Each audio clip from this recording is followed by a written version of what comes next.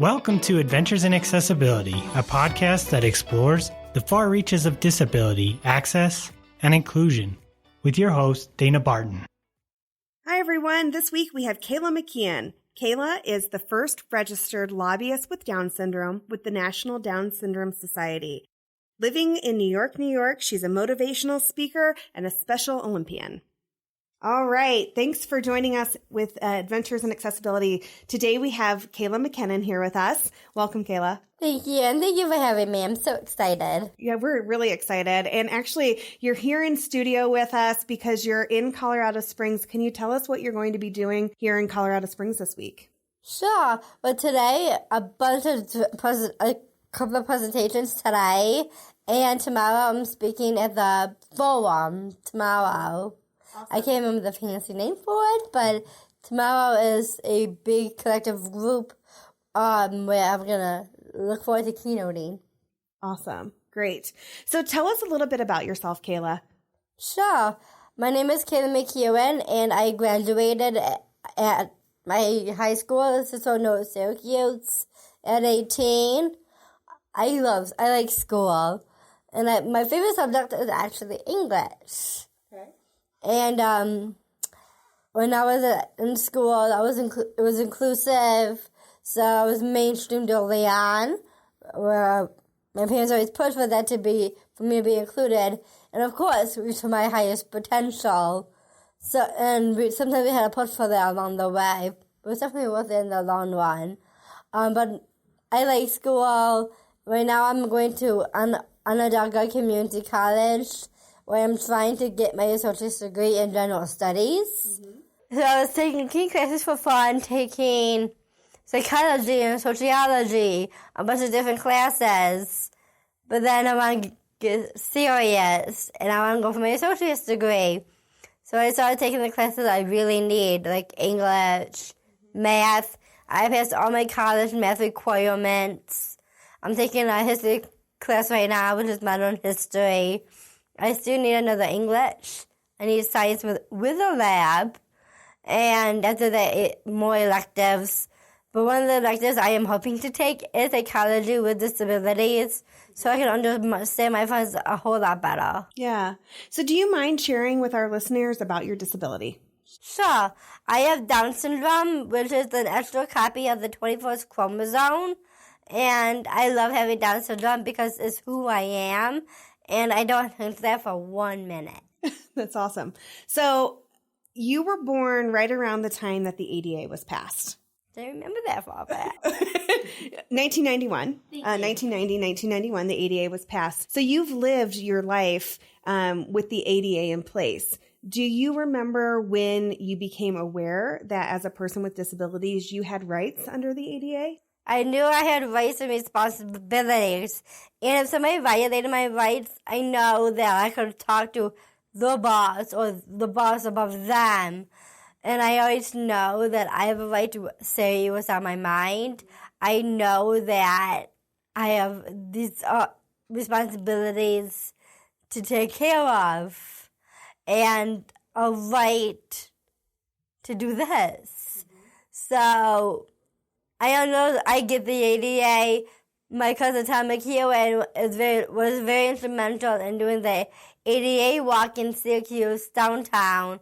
When he used to work for one of the agency, Arise, and we would do the march together. Okay, that's great. So, you love school.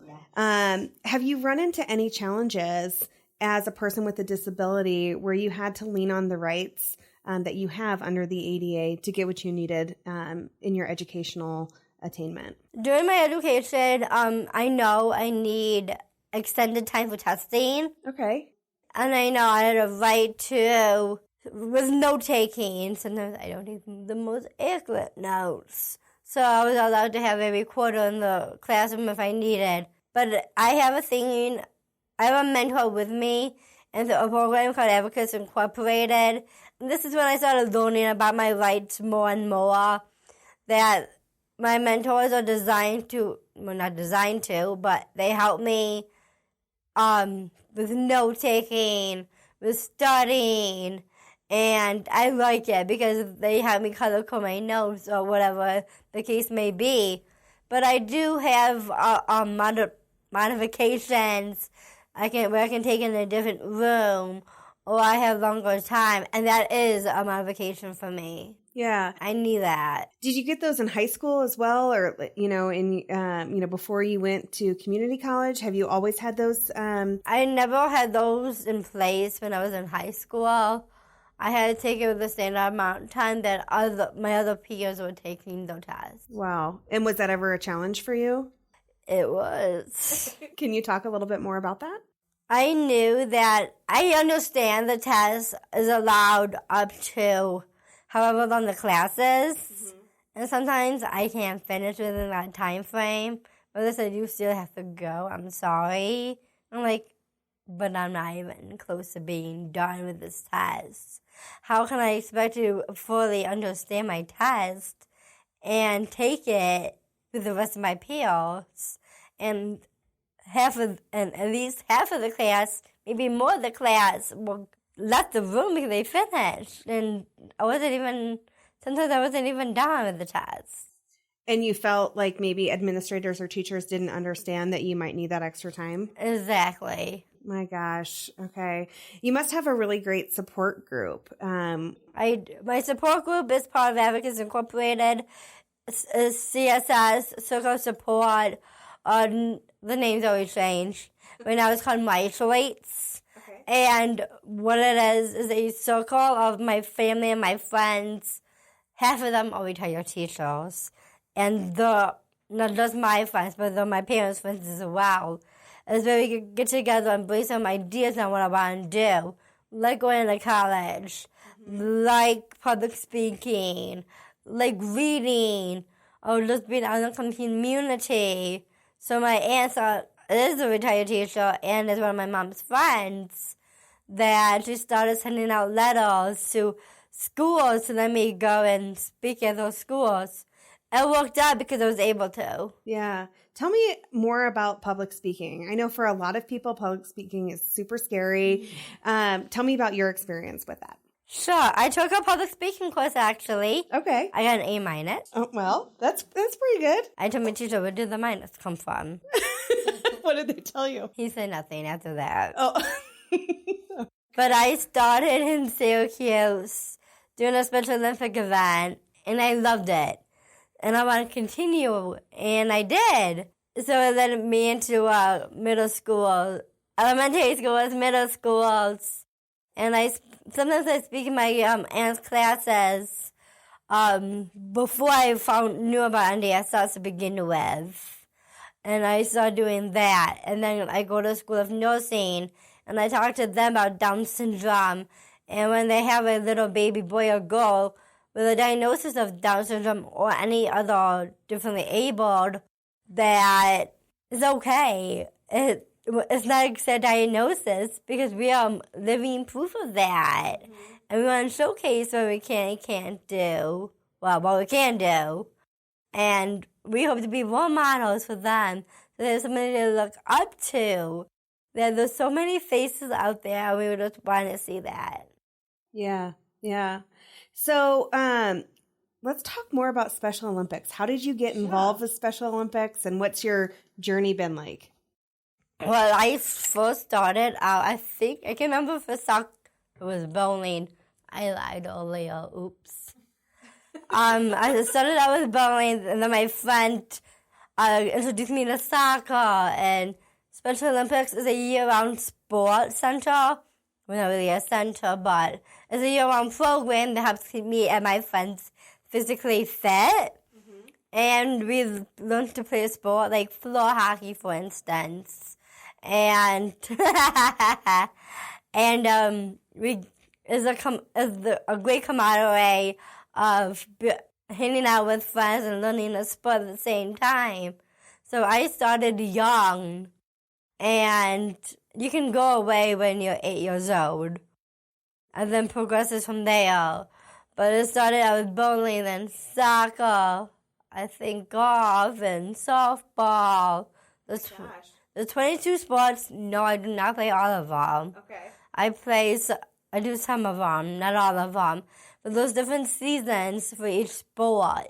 So track and field is in the spring, I want to say. I know floor hockey's in the winter. I'm the goalie for my team. Oh, wow. So I smack talk my other teammates. They give it back to me, so it's like, well worth it. Yeah. I say, hey, buddy boy, want a piece of me? I love that. Oh, not in my house. I can, because they give it back to me, so Sure. it goes back and forth. Yeah. They're like, not in your house, right? And they'll just do that. It's great. I play bocce ball. Okay. It's an Italian sport that my mom used to play. And she still plays. She's actually one of my head coaches for bocce. We practice every Sunday at our local parkway. And to qualify to go to World Games, in which I did, you had to qualify by winning a gold medal in regionals. And I did. And it put me in a pool of, I don't know how many people, but only 1 out of 9 in New York. I was selected to go to Athens, Greece. Wow. Okay. It was beautiful. So, and I get a call saying, you're going to Athens, Greece. I'm like, I'm yelling at the poor guy's ear. I'm like, I'm doing what? I'm going where? So then I proceeded to run downstairs. And I said to Mom and Dad, like, I'm going to Greece. And I'm still having, and I had the phone on my shoulder. Mom goes, give me that phone. I don't want to figure it out. She goes, you're going to Athens, Greece. And it was great because I was able to compete in singles and doubles. Okay. Team had a forfeit. We didn't have one. So I got a second place and a third place medal. And we actually played on a floor like this on carpet. Really? It was really fun. That's cool. Did anyone from your family go with you to Greece? My parents went to Italy, then they came over to support me afterward. That's awesome. Very good. Tell me what you're doing now. You're a lobbyist. Sure. Okay. I work with the National Down Syndrome Society, and I am the Manager of Grassroots Advocacy, along with my colleague Nicole Patton. But I am the first registered lobbyist with Down syndrome, and this is where I go on the Capitol Hill to talk to members of Congress, senators, congressmen and women, and I lobby for all rights in the rights of the differently able community, the Down syndrome including, for all rights and bills I need passing, and we'll continue to work on those bills. Yeah. Do you talk about the Americans with Disabilities at all when you're on the Hill lobbying?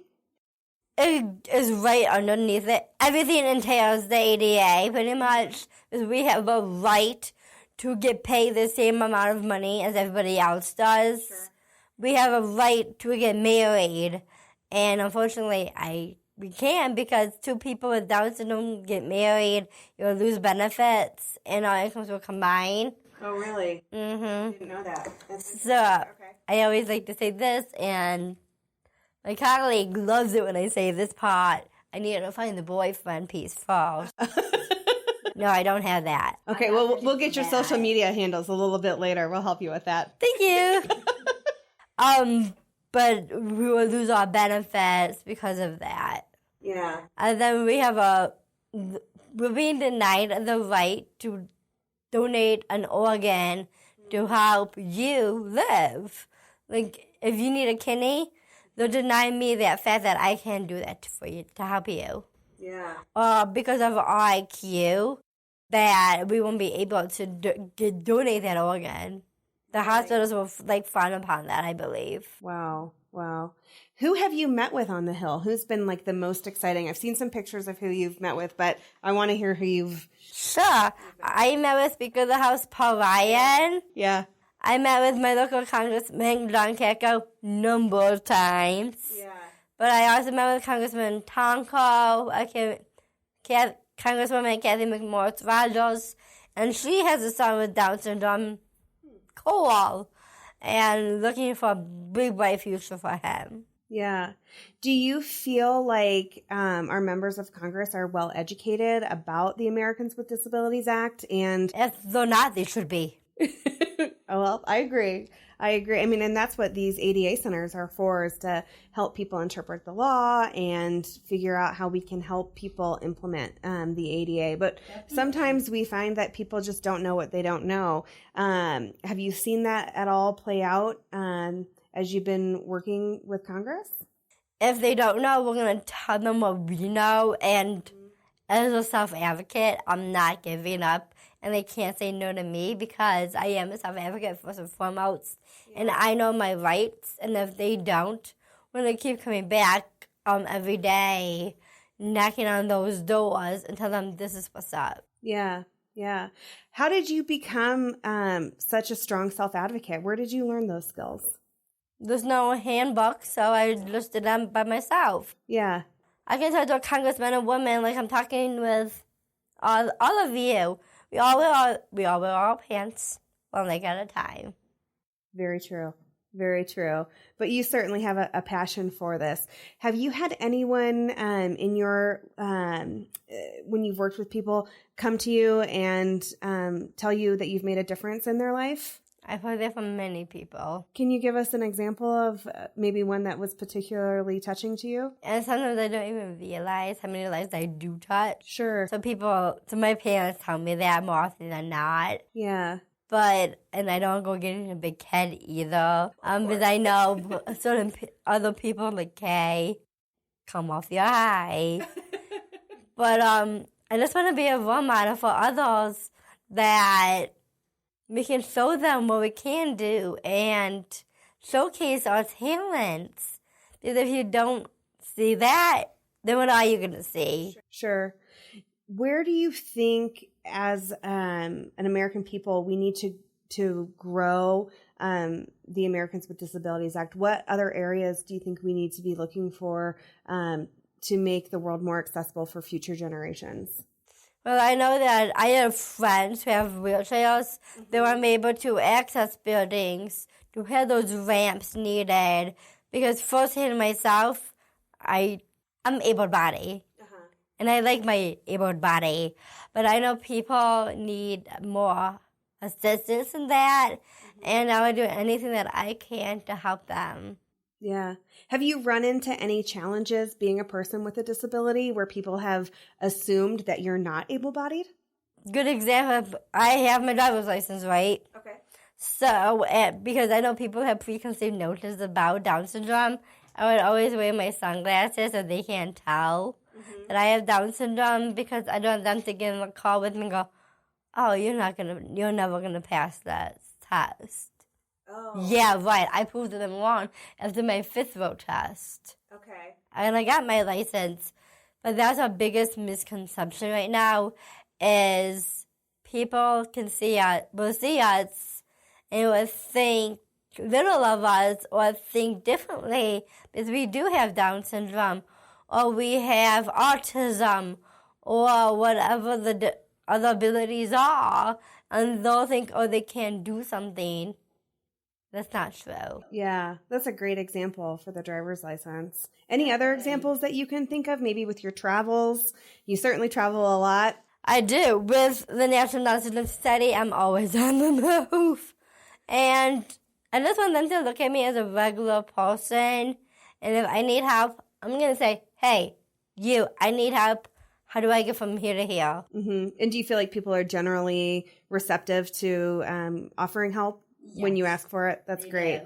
Because I'm not going to stand down. Yes, I love that. Awesome. So you have a podcast, Kayla's Corner. I do. Can you tell us a little bit about that podcast and what it's about? Sure. Well, my name is Kayla, and I have Kayla's Corner. And Kayla's Corner is a podcast where I do this exactly. I talk to congressmen and women about the issues that we're facing today.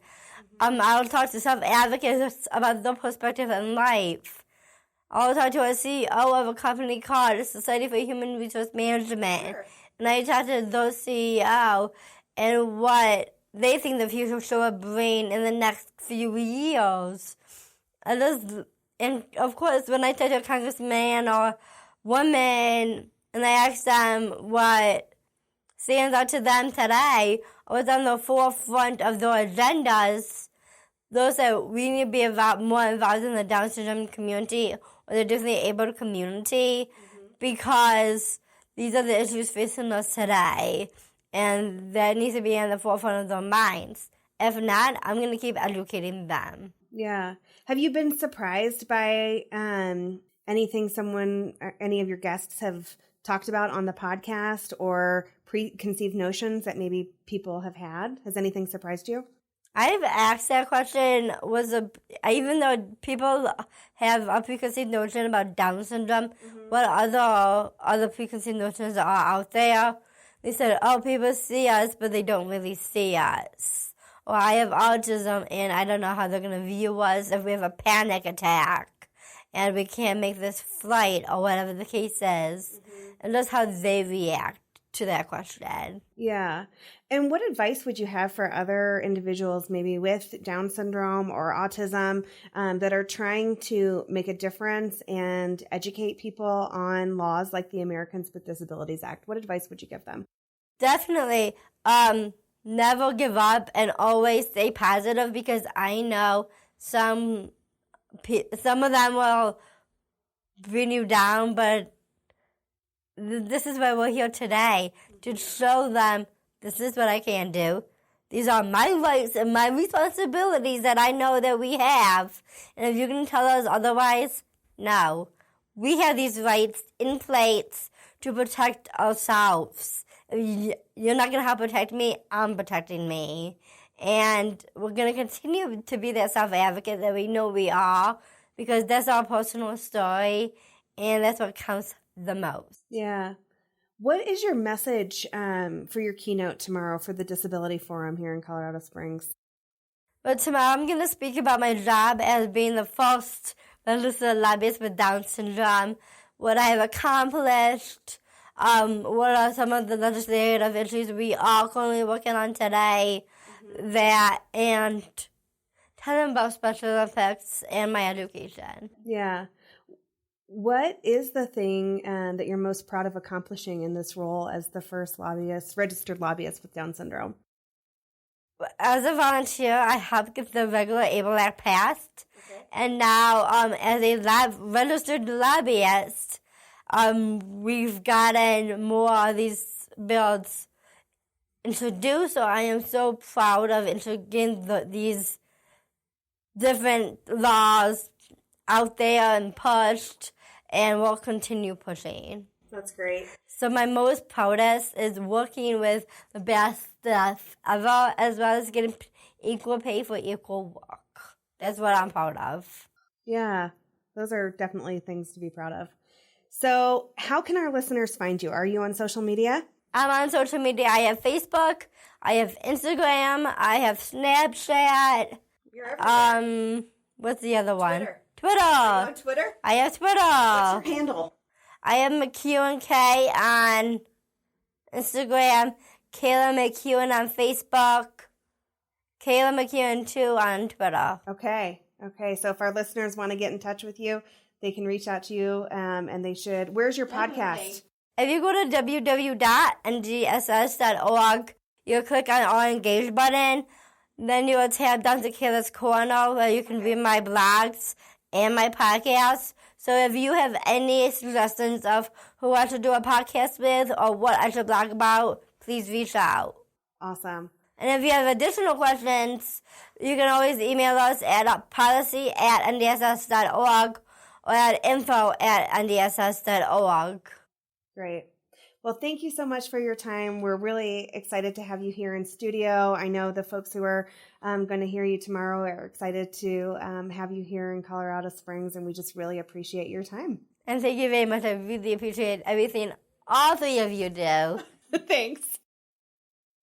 Just a note as we wrap up today's episode, Kayla mentioned that she was working on legislation because individuals with disabilities weren't able to give organs through organ donation. The bill that they are working on through the National Down Syndrome Society actually is making it so individuals with disabilities can be put on the organ donation list to receive organ donation. Thank you for listening to this week's episode of Adventures in Accessibility. Tune in next time for another dive into the unknown.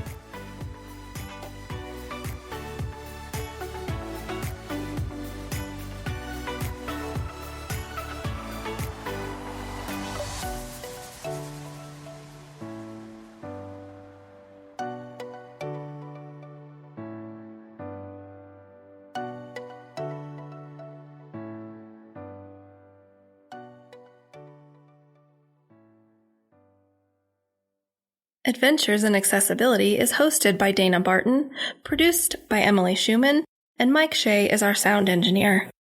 This podcast is a project of the Rocky Mountain ADA Center and is funded under a grant from the National Institute on Disability, Independent Living, and Rehabilitation Research. Grant number 90DP0094-01-00. This production is intended solely for entertainment and informal guidance and should not be considered legal advice. The opinions expressed by guests are not necessarily held or endorsed by the Rocky Mountain ADA Center.